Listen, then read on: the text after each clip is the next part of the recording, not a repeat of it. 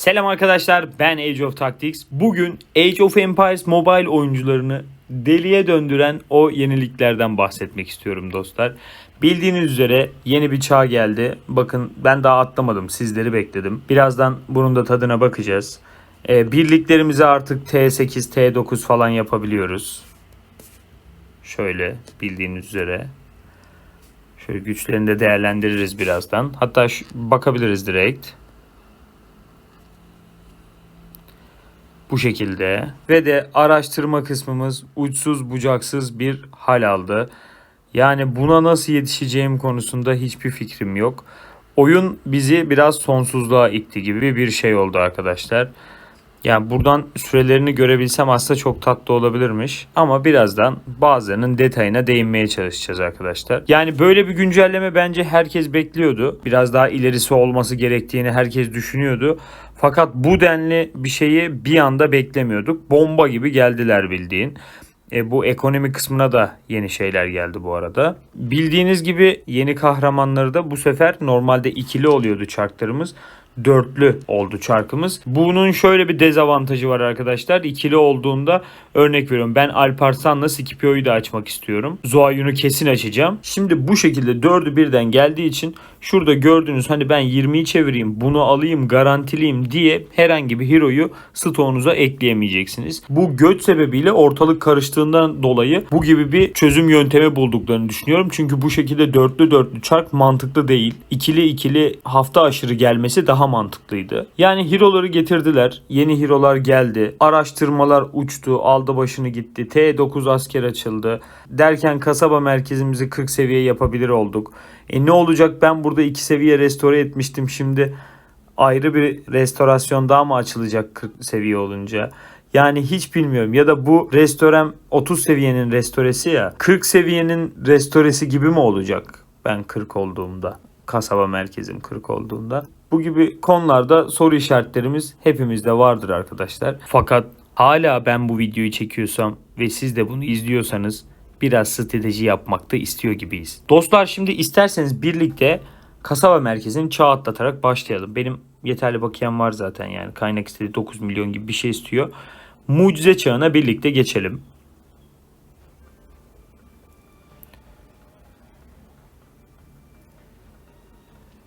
Böyle yeni bir animasyon yok. Burası yeni tabii. Tamam, yeni birimler açılmış. Yani hiçbir şey değişmedi. Sadece şurada bazı şema değişiklikleri oldu. Şunların etrafında dönen şeyler daha kırmızı oldu. Bina stillerim değişti falan filan. Tamam. Şu an bunu yükseltmek istediğimde ne kadar? 37 gün istiyor. Bir de artık farklı kaynaklarımız da var dostlar. Şurada zaten oyun biraz hediye etti. Gördüğünüz gibi. Aydınlanma meşalesi ve de altın anahtar diye. Artık seviye yükseltirken bunlara da ihtiyacımız olacak. Bunlara ihtiyacımız olduğu için de örnek veriyorum, en kudretli valideki her günün her adımının ödülünü almaya çalışacağız. Ya zaten şimdi akışta devam ettiğimde ben bunları tamamlıyordum ama mesela kabile gününde de kabile kesmiyorduk yani. Şimdi kabile de kesmeye başladım gibi. Şu an buralardan toplanabildiğini ve de tabii ki mağazadan elde edilebildiğini biliyorum arkadaşlar. Gördüğünüz gibi. Bunlar da bir düzene oturacaktır diye düşünüyorum. Tamam, şimdi çağımızı atlattık. Buyurun hep birlikte beklenen ana. Arkadaşlar yani yeter artık. Ben bu çarkı çevirmek istiyorum. Şu hero'yu bayağıdır bekliyoruz. Artık bunu almak istemeyi geçtim. Ya artık şu çarkı, imparatorluk parasını falan harcamak istiyorum yani. Atilla'yı da alasım var. Ya kesinlikle bu arada alacağım. Zoyun'u bekliyoruz diye Alparslan'ı da unutmuş değiliz arkadaşlar. Alparslan'ı da kesinlikle alacağım. Evet, şu an okçu birlikler çok geride olsa da Alparslan bizim yanımızda, omuz omuza şöyle kalalım Alparslan'la. Yani hiçbir şey yapmayacak olsam bile Alparslan'la birçok şey deneyebilirim. Gelelim beklenen ana. Totemli başlayalım, totemsiz devam edelim diyorum ben. Şurada 5 tane çevirdim. 2 tane şimdiden çıktı. 5'te 2 diye başlayabiliriz o zaman. Çark dün gelmişti. Dün ve bugünkü bedavalarımla birlikte toplam 7 kere çevirmiş oldum. Yani bugün ne kadar çevirirsek aslında 2 eksiğini bugün çevirdik gibi düşünürüz dostlar. Çünkü daha herhangi bir madalyası çıkmadı bana. Şimdi şöyle 3 tane çevirme kaldı elimde. Onları şöyle bir basayım. Böyle gönderelim. Buradan da bir onlu gelse şöyle de. Ha, birli geldi, olsun, tamam, güzel. Şimdi çark ekranımıza gelelim. Bildiğiniz üzere totemim benim tam şurasıydı. Şöyle 2 tane daha aldım. Bir daha orayı bekleyeceğim. Hiç vermedi, tamam. Dostlar bugün bu arada şuradan şu 20'li ödülünü almış oldum. Şuradan 300'e kadar gelmeyi düşünüyorum. 300 çark çevirmeyi düşünüyorum. Bakiyem yetiyor diye, imparatorluk param yetiyor diye düşünüyorum. Hatta yanlış bilmiyorsam 315 çark çevirebileceğim. Ya hepsini çevirir miyim bilmiyorum ama tam 300'de bırakmayı planlıyorum şu an. Hadi birlikte 300 çevirmede neler yaşayacağımızı görelim dostlar. Şöyle bir tazeleyelim ekranı. Evet, başlayalım. 20 taneyi çoktan çevirmiştik zaten. Şurada bir tane atayım. Burası uğursuzmuş. Bir tane daha atalım, deneyelim orayı. Birli çıktı. Sevmedim. Şu bir de parşömenin birine şuradayken basalım. Buradan 2 tane çıktı. Burayı bir daha deneyebiliriz sanki. Şimdi totem yeri aratıyorum, bakın. Burası elendi. Net bir şekilde elendi. Arkadaşlar şu parşömenin altında kırmızı bir nokta var. Bak, oraya gelince de basıyorum. Burası bana bu ara uğurlu gelmeye başladı. Buradan böyle güzel çark sonuçları elde ettim yani. Şöyle bir kez daha deneyelim orayı. İşte bu. Yani uğurlu geldiğini hissettiğim nokta gerçekten uğurlu geliyor dostlar. Gördüğünüz gibi bir tane onlu Zoyun madalyasını cebimize koyduk bile. Devam edelim. Şimdi toteme kaldığımız yerden devam edelim diye düşünüyorum ben. Bekliyorum. Tam olarak şurada basıyorum. Şimdi onlunun üstüne ben zaten hiç birli ya da böyle 2 sarı kafa, 1 sarı kafa alamadım yani. Şuradan bir onlu daha ver. Güzel. 60 çevirmeye ödülümüz de doldu bu arada. Şunu da alalım. Güzel. Hiç ritmi bozmayalım. Şu ödülü toplayacağım ama güzel şu an. Şurada bir daha basıyorum. Gelmedi. Tamam, şu ödülü toplayalım sağ alttan. 15 tane de buradan almış olduk. Hemen şurada bir daha basıyorum. Ben bu çarka o kadar güveniyorum ki 3-4 kere onlu çıkarmayı planlıyorum arkadaşlar. Yani özgüven yüksek mi girdik dersiniz, artık nasıl dersiniz bilmiyorum ama buradan güzel bir sonuç elde etmeyi düşünüyorum. Şöyle bir tane daha verdim. 85 tane çevirdik bile. Totem iyi geldi, bırakamıyorum. Şöyle bir hızlı bir basayım. Dostlar bir onlu daha. Yani ne hissetsem doğru bir yere doğru adım atıyorum. Şimdi ne diyelim o zaman? Şöyle bir tane daha basayım mı? 100.000 altının tam 100.000'le böyle çarkın ucu paralel olduğunda basalım. 100 ile 1000'in arası arkadaşlar, söyleyemedim ya. Tam orada basalım, bir de orada çıkaralım. Şöyle basıyorum. Neyse, bir tane çıktı. Şuradan bir daha. Tamam, toteme geri dönelim. Kötü geldiğinde de şu sağ alttaki ödülümüzü toplayalım arkadaşlar. Şurada bastım. Birli çıktı. Hiç kafa vermediğinde aşağıdaki ödülü toplayıp devam edeceğim. Şu ana dek 2 tane onlu çıkardık. Tamam, parşömeni verdiği için kabul ediyorum, hadi. Şöyle bir daha basıyorum. Birli. Toplam hiç saymadım bu arada. Kaç tane çıktığını hiç saymadım ama heyecanlıyım. Neden hiç bilmiyorum. Tekrar birli çıktı. Tam şurada bir daha basıyorum. Yine birli çıktı. Şurada bir bozalım kuralları. Şöyle bir oyun bizi bilmiyor sansın. Çark taktiğini bilmiyoruz sansın. Şurada az önce kötü gelmişti. Her çevirdiğimde veriyor ya sanki şu an. Derken tamam. Şimdi ödülümüzü alalım sağ alttan. 15 madalya daha almış olduk. Totemi de yakaladım. Totem bozuldu gibi. Bence parşömenin sonuna geçelim biz. 200 çevirmeye yaklaştık bu arada. Şurada bastım. Yine birli verdi.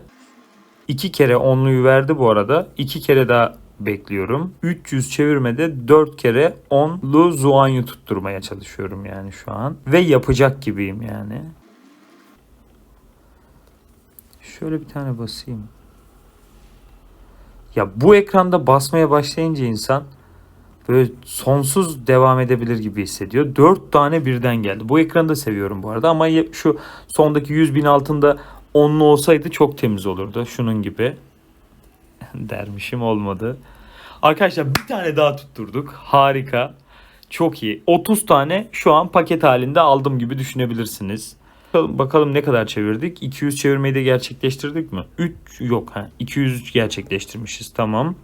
225 olmuş. Devam edebiliriz. Totemi denesem mi diye bir şeydeyim ama şöyle bir basalım. 4 demiştik. Dördüncüyü de verir diye düşünüyorum. Yok, böyle kötü. Buradan çıktım. Totemden devam. Bu arada hep 5'li çeviriyorum. Yani tam böyle iddialı bir şey söylemişken böyle bir ekran görmek istemiyorum ya. Şu ekranı çevirelim. Çeviremedik. Yok, buradan çık. Çık. Çok kötü. Şu an çark kendini bozdu. Bu arada arkadaşlar hep 5'li çeviriyorum. İşte. Bakın, gördünüz mü? Doğru cümleyi doğru yerde kuracaksın. Arkadaşlar 4. kez onlu sarı kafayı tutturduk diyebilirim. Bir önceki çark videoma göre bu video bayağı şanslı geçiyor şu an. En sonunda totale de beraber bakarız zaten. Çevirmeye devam edelim ya da bakalım birkaç tane kaldı elimizde. 265, tamam, daha var. Gerçekten de yetiyor imparatorluk paramız. Basalım şurada. 5. de gelir mi? Gelir sanki. Gelmeyecek gibi ama yine de yok. Ben hep 5'li çeviriyorum arkadaşlar. Buradan 20'li ya da 50'li bir şekilde yapmayı sevmiyorum. Çünkü birkaç kere 20'li görevi almayı denedim. Bir tane çıktı. Yani 20 çarkta bir sarı kafa demek bayağı kötü bir oran demek. Onu bir kere görünce zaten bıraktım o işi. Ben artık hep 5'li devam ediyorum. Şöyle tamamlamamıza 2 çevirme kaldı ama sanki daha çeviririz. O bir bakarız elimizde ne kadar oldu diye bir kontrol eder. O şekilde devam ederiz ya da etmeyiz. Zaten çok bir şey de kalmadı yani. Şöyle son kez 300.'ü de totemde kullanmak istedim. Kötü. Şöyle 300 ödülünü de toplayalım. Ya bu 300'deyken artık 20 tane ver yani. 20 tane, 30 tane ver.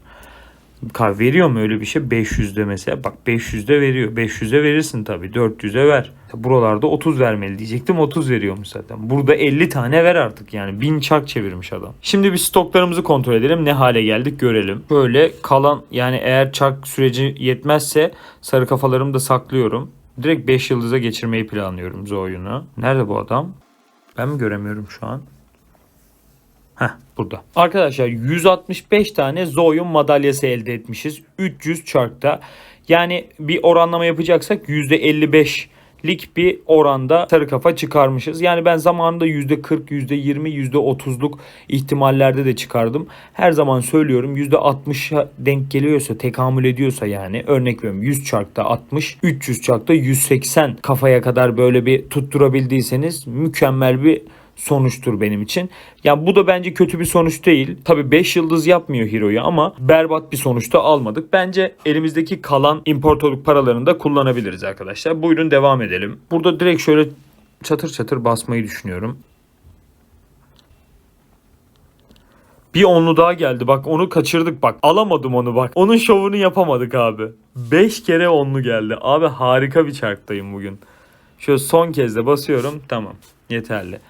325 çark çevirdik. Bunu tamamlayabilir miyim 400'e? Tamamlarım herhalde. Bakarız ona. Madalyalara baktığımda ise 180 tane diyebilirim. Yani 179 tane madalya elde etmişiz arkadaşlar toplamda. %55'e falan tekamül ediyor yine. Evet. %55 ile tamamladık arkadaşlar. Şimdi isterseniz birlikte Zo'yunu aktifleştirelim.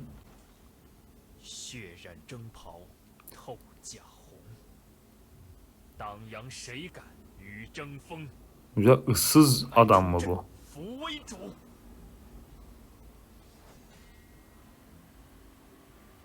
Bununkiне çok benzer olmuş burası ya. Bayağı aynı neredeyse. Hoş geldin. Atladım bu ekranı. Açtık. Şu seviyeyi direkt fullleyelim. Tamamdır. Hemen şurada becerileri de fullleyelim. Bildiğiniz üzere ben süvari kompu yapıyorum. Yani şu an direkt kullanıma alacağım Zo'yunu. Onun hazırlığı bu. Yani bayağıdır bu anı bekliyordum ya. Bayağıdır beklediğimiz o an geldi. Hepimiz için geldi diye düşünüyorum. Biraz böyle olumsuz bir güncelleme ile beraber geldi ama olsun. Şöyle detaylı bir şekilde videosunu çekeceğim ama Zoyun'a ejder alametini alıyorsunuz arkadaşlar. Bunların detaylarına bakarız. Beraber inceleriz hepsini. Şöyle sevmiyorum. Şuraya koyacağım. Bir diğer becerisi ise eleştirel içgörü olmalı arkadaşlar. Bunu da açıyorum. Zaten varmış sanırım eleştirel içgörü şeyi bende. Daha önce bir kahramanı sıfırlamışım. Bunu da açmış olduk. Şöyle değiştirelim. Şuradan ödülümüzü alalım. Şuradan madalyalarımızı basalım. Bakalım nereye kadar geliyoruz. Arkadaşlar süvari kompunda Zoyun'un nasıl bir rol olduğunu, neler yapmamız gerektiğini, hangi yüzükleri, hangi cevherleri kullanmamız gerektiğini, yıldızların önemini 1. 3. ve 5. kademede neler yaşadığını bir sonraki videomda sizlerle diğer tüm yeni gelen kahramanlardan bahsedeceğim zaten. Bir tane eksik, yani 180 tane çıksaymış. Biz buna sonraki kademede şuradan bir tane alalım bari. Şöyle 325 çevirmeye 3 yıldızı açtığımızı söyleyebiliriz arkadaşlar. Kalan kısımda da yanlış hatırlamıyorsam 270 ve 150 tane 420 tane sarı kafa ihtiyacımız var. Benim çantamda 225-250 tane falan vardı. 170 taneye falan daha ihtiyacım var. Yani bir 300 çarka daha ihtiyacım var arkadaşlar. Fakat şunu söylemeden edemeyeceğim. Arkadaşlar ben çarkı genelde bölüştürerek çeviriyorum. Yani bir çark kilosu istediğimde örnek veriyorum 120-120 çeviriyorum. Yani 120'sini bu çarkta çeviriyorum. 120'sini bir sonraki çarkta çeviriyorum. Ve diğer 120'yi de son çarkta çeviriyorum. Totalde 360 tane çeviriyorum. Ve şu daha sık aralıklarda verdiği 20, 60 ve 120. çevirmemde verdiği ödülleri her seferinde toplamış oluyorum. Şimdi burada 4 tane kahramanı birden verdiği için ben bir işkillenmedim değil. Yani büyük ihtimalle çarkın sürecini kısaltmaya çalıştıkları için 4'ünü birden verdiler. Bana kalırsa benim fikrimce bir dörtlü çark daha yapacaklar. Yani bunun üzerine aynı çark bir daha gelecek ve bir daha gelmeyecek diye düşünüyorum. Ya da bu tek çarktı. Aynı Lubu'da 2. sezonda yaşadığımız gibi bir kere gelecek ve daha karşılaşamayacağız. Artık 9. 10. sezonu mu bekleriz? 11. sezonu mu bekleriz bu çark bir daha gelsin diye bilemiyorum. O yüzden ya bugün elimde ne varsa hepsini buraya aktardım. Sizler de gördüğünüz gibi 325 çark çevirmiş olduk ve de şu anda elimizde 3 yıldızlı bir Zoyun var. Şuradan bir ödülü daha açılmış oldu 3 yıldız yaptığımız için. 1 yıldız yaptığımız için bu. 3 yıldız yaptığımız için bu. Tamam. Pompa yerleştirelim mi? Yani şu an gerek yok. Her şeyini dolu bir şekilde, paket bir şekilde hazırlayıp ben zaten size sunarım. Arkadaşlar bugünlük benden bu kadar. Çark videolarım keyifli geçiyor diye düşünüyorum. Bence bu hero'yu sizler de kaçırmayın. Fakat eğer kılıççı falan gidiyorsanız Scipio'da çevirebilirsiniz arkadaşlar. Scipio da gayet etkili bir kahraman. Alparslan'ı da alın kenara koyun derim. Bence Alparslan hakkındaki fikrim şu yönde bu arada. Aktif hasarlı okçu birlikler oluşturmaya başlıyorlar. Alparslan da bunun ilk adımı diyebilirim arkadaşlar. Dostlar küçücük bir hatırlatma yapmak istiyorum. Aşağıdaki linkten yılbaşı çekilişime katılabilirsiniz. 2 kişiye 5000 doruk parasına tekamül eden site bakiyesi hediye ediyorum. Yılbaşı gecesinden 1 saat önce çekiliş sonuçlarımız açıklanacak ve de pazaroyun.com sitesinden girip sonuçlara bakabilirsiniz arkadaşlar. Şans sizinle olsun. Takipte kalın. Abone olup beğenmeyi unutmayın ve de tabii ki de taktikle kalın arkadaşlar.